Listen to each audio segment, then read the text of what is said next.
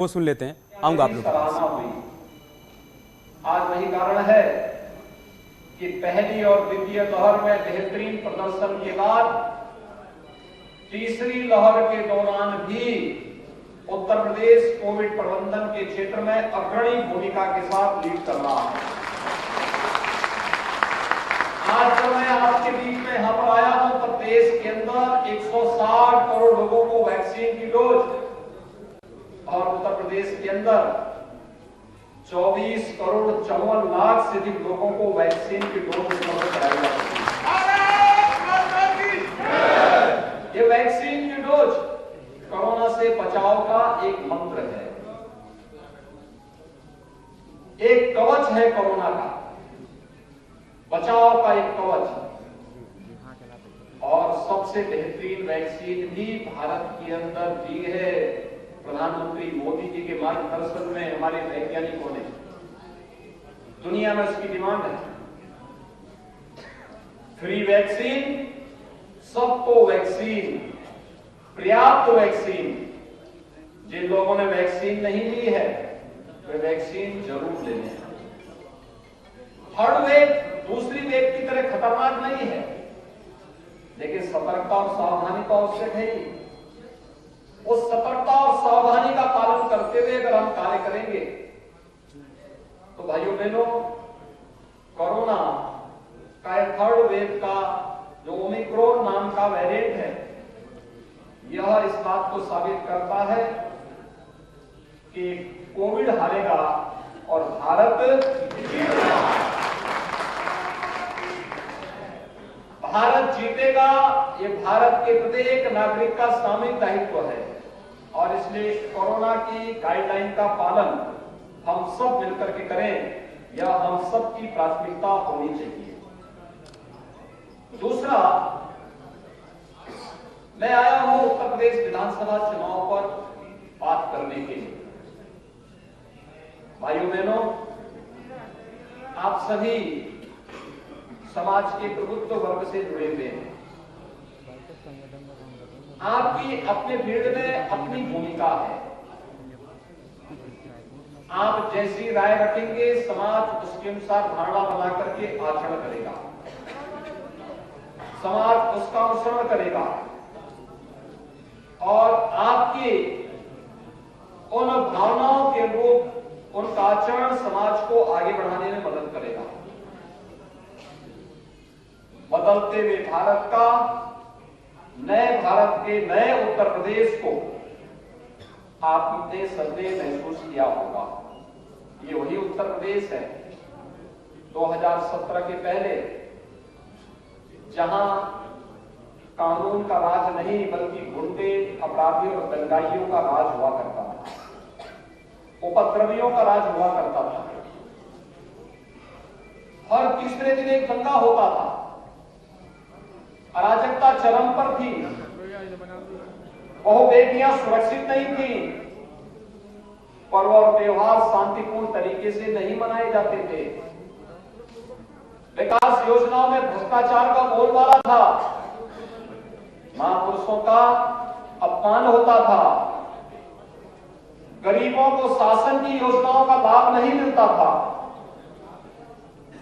भाइयों बहनों, सामाजिक न्याय तो वह है जो पंडित दीनदयाल उपाध्याय जी ने कहा था, अंत्योदय का नारा ही वास्तविक सामाजिक न्याय है, जिसमें समाज के अंतिम पायदान पर बैठे हुए व्यक्ति तक शासन की योजनाओं का लाभ पहुंचना। अनुमान कर सकते हैं पिछली सरकार के समय, समाजवादी पार्टी की सरकार के समय 5 साल में 18,000 लोगों को मकान सैंक्शन हुए, ये एक को भी नहीं। और भारतीय जनता पार्टी की सरकार के समय, डबल इंजन की सरकार ने 5 साल में 43 लाख लोगों को एक-एक घर दे दिया। पहले मुख्यमंत्री से लेकर के मंत्री तक सत्ता में आते थे, पहले अपना घर बनाते थे और हमारे लिए गरीब महत्वपूर्ण था, दलित महत्वपूर्ण था, पिछड़ा महत्वपूर्ण था। समाज के अंतिम पायदान पर बैठा हुआ व्यक्ति जिसके सिर को ढकने के लिए छत नहीं थी, उसको छत देना हमारे लिए आवश्यक था। हमने 43 लाख लोगों को एक आवास उपलब्ध करवा दी। 2,61,00,000 गरीबों को एक शौचालय उपलब्ध करवा दिया स्वच्छ भारत मिशन के अंतर्गत। इसने बीमारी के खर्चे को कम कर दिया। 9 करोड़ लोगों को प्रधानमंत्री स्वास्थ्य बीमा योजना के अंतर्गत,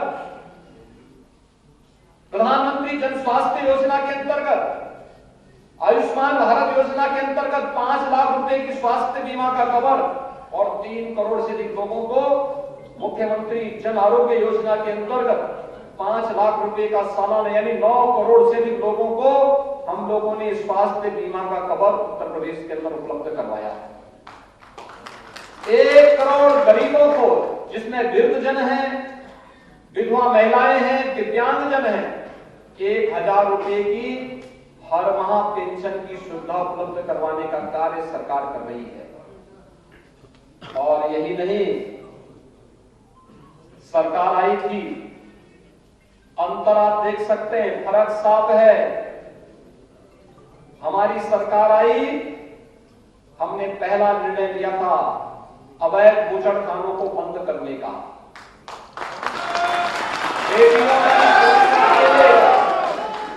बेटियों की सुरक्षा के लिए एंटी रोमियो स्क्वाड का गठन करके, और भाइयों बहनों 86 लाख किसानों का 36,000 करोड़ रुपए का कर्ज माफी का हमारा पहला निर्णय था। यानी किसानों को समर्पित था, पशुपालकों को समर्पित था, बेटियों को समर्पित था।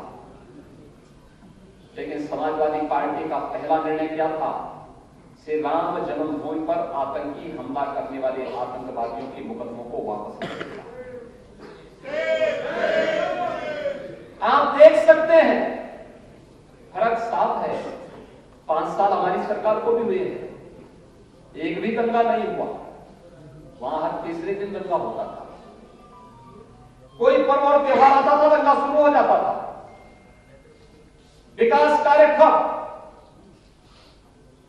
उनकी सरकार में कोई नौकरी निकलती थी तो चाचा भतीजा वसूली पे निकल पड़ते थे, और हमारी सरकार ने 5 लाख सरकारी नौकरी दे दी। कोई शिकायत नहीं, शांतिपूर्ण तरीके से प्रदेश के नौजवानों को सरकारी नौकरी मिली। 1,61,00,000 नौजवानों को निजी क्षेत्र में निवेश और रोजगार उपलब्ध करवाया गया, और 60 लाख एमएसएमई उद्यमियों को बैंकों के साथ जोड़ करके स्वतः रोजगार के साथ जोड़ने का कार्यक्रम भी किया गया। एक जनपद एक उत्पाद की योजना अभिनव योजना है। और आज यही उत्तर प्रदेश, जिसके लिए कहा जाता था कुछ नहीं कर सकता, एशिया का सबसे बड़ा एयरपोर्ट अलीगढ़ के बगल में ही बना रहा है।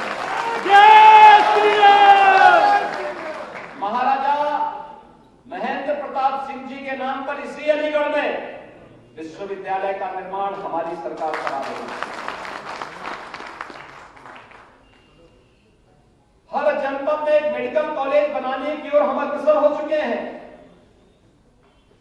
प्रदेश का पहला स्पोर्ट्स यूनिवर्सिटी मेरठ में स्थापित हो रहा है, मेजर ध्यानचंद जी के नाम पर। मां शाकंभरी के नाम पर सहारनपुर में एक राज्य विश्वविद्यालय बनाया जा रहा है।